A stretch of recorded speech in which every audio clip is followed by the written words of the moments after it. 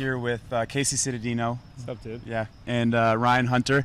Ryan Hunter playing for Team Israel. Casey coaching for Team Israel. Used to play for Team Israel. I did. Let's talk about the games being in Israel and you know, kind of reflecting off of that Jerusalem video and the interns going out there. Ryan, you've been here for a while. Yeah. You've had some experience here. Yeah, I've had some experience here in Netanya where the games are, and in Jerusalem for all the programs we've had, from high school kids to even younger U13 coming over to college, to take them to Jerusalem, show them the lacrosse we have. So been through it all and helped been a part of the whole planning. It's unbelievable. And you know, Casey, you guys have been a part of this for a while. Like I mentioned, a player, now you're a coach. I mean, is that like full circle for you? Like how does that feel? It's interesting, right? Because player, coach, and I've also coached the U13 Israel team in the World Series the past couple of years. Yep. And all of those kids. Saw you out in Denver. I have like 17 of them here now, intermingling and playing with all the Israel IPLL teams. Right. And like meeting all the kids, boots on the ground. And so like to see them here is almost more surreal than anything, because now it's like the worlds are really colliding. It's just from following you guys and following, Israel lacrosse over the last few years. I mean, I watched you closely in the 14 games because I love you. But how has it blown up so fast? Like, where has that come from?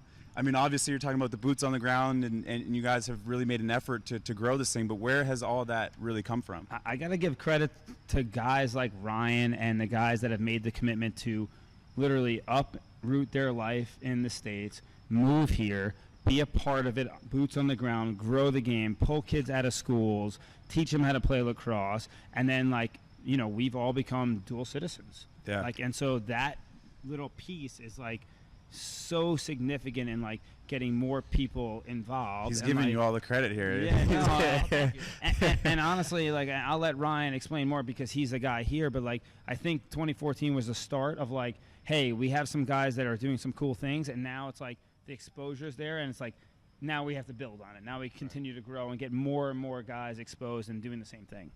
Yeah, I mean, just going off what he said, it's really cool. We've got a lot of guys over here. This is the most we've ever had, in the 5-6 years that Israel lacrosse has been around. But, going into schools and teaching them how to play, for the first time we're rolling a ball out, kids are picking it up with their hands. Right. Now these kids that, I remember I've got a kid who literally picked the ball up with his hand.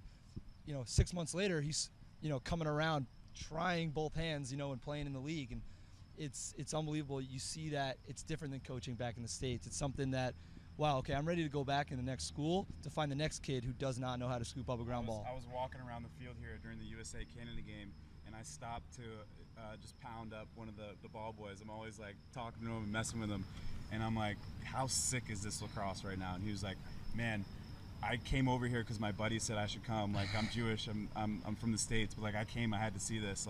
It's everywhere. It's really amazing, and I've seen it with little bits and pieces. I just had in the World Series a couple weeks ago, 2 guys come play the Little League World Series, and their eyes were oh my God, these kids are amazing. Right. And now to have national team players, USA, Canada like this, the experience that Israel has in general to watch this lacrosse at a high level, it's I mean, man, you can't do anything better for the game and the state here exposure-wise. I mean, you just can't. Walking into Netanya Stadium, was that surreal for you? It was awesome. I think it really hit because we've been, we've known about this for a year. I've been in and out of the stadium, actually created the selection show video, and just being able to actually walk in and be it's here. Right. We drove by, I drive by it every day to see it, and it's here. And to have all these Israeli kids and mixed in with the American kids for 80 minutes just screaming, it was I knew this was here for a year, but that's not what I didn't know what to expect really. And that was, I got to give a shout out to that stadium, to the stadium and the setting. It was beautiful. It was phenomenal. Yeah. And I got to give a lot of respect to Jamaica. They came out and our game was it was a phenomenal game. Look, the USA Iroquois game, that first half was unbelievable lacrosse to watch. Right. And if you didn't get a chance to watch it at home, you got to find a way to watch it, right? It's ESPN Plus, LaxAllStars, ESPN. 100%. The coverage is out there. It's the top level lacrosse you're going to watch really anywhere. and we're doing live shows all week, right? So you guys will be here. You guys will come back. But USA Canada just happened. I mean, that is the level of intensity during that game is well, I got a question for you. Yeah. Okay. And he said, I'm gonna flip the script here, because you've played with so many guys on both sides of the field, right? I did. I'm torn between the two. Right, like, and you have friends on both sides, and like, what'd you think of the level of play? It's absurd. It's absurd. I was just shocked for like the first 5 minutes. It was 1-0, but I mean, every check, every step, every like turn, every shot, every pass was just like perfect. I know. And it's. I mean, this is. I mean, this is lacrosse. The guy said it, or the announcer said it. The whole stands erupted. He goes, "I love this sport."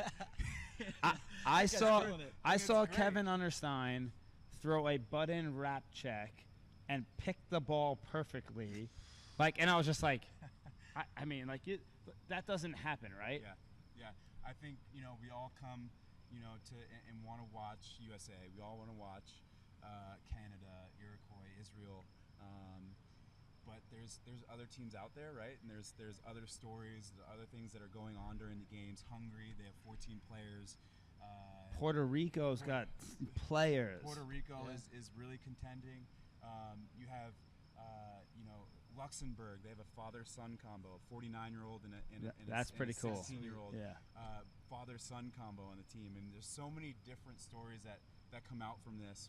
For you guys, so far, I know it's not over yet, but do you have a favorite memory or kind of something that stands out to you that you remember? I mean, my favorite is going to go back to in Netanya Stadium when Ori Bar David, 18-year-old Israeli, goes out on the field last night.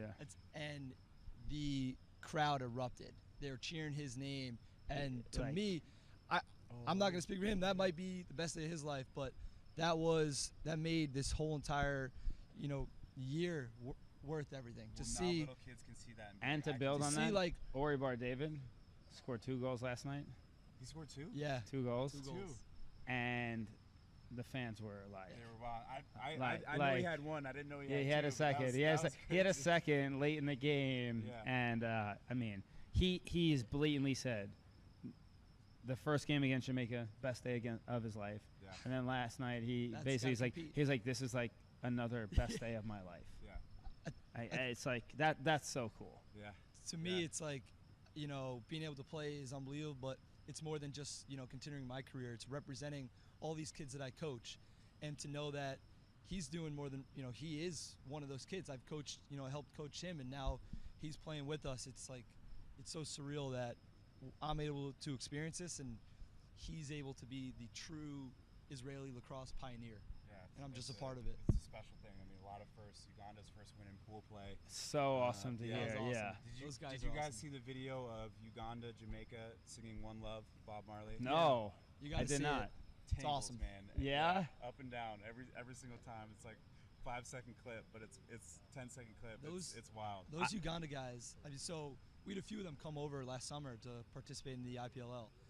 Those guys live for lacrosse. I think every single post, anything going on, like they're calling us, they're commenting, like just everything. It's like their life revolves just like our lives do, and something a lot of people don't know. Speaking of videos, and I need to watch that, but I've seen the New Zealand haka. Yeah. Have you seen it? I was commentating over here on Field 2 in the morning at 10:30, and they started the haka during our It's pretty dope. Broadcast. It's pretty dope. Oh yeah, we guys turned just around stare and at watched it. No, it's pretty dope. So you got to just stare at it if you're the other team. Oh yeah.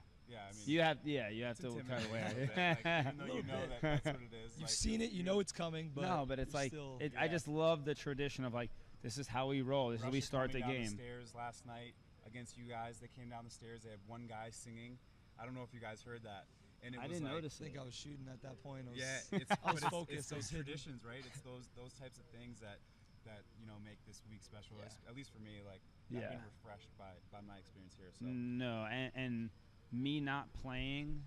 Normally, as a player, mindset is like, yeah, I do, but like, you want to throw that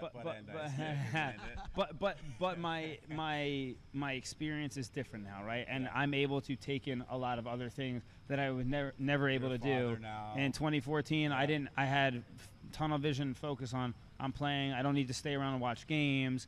As a coach, I'm afforded the luxury of like I can come watch these games, right? I can come watch a game beforehand and experience and enjoy a little bit, as opposed to a player like you can't sit in the sun for 6 hours, right? So rolling out, doing whatever you have to do, exactly. enjoying it a little bit more. Yeah.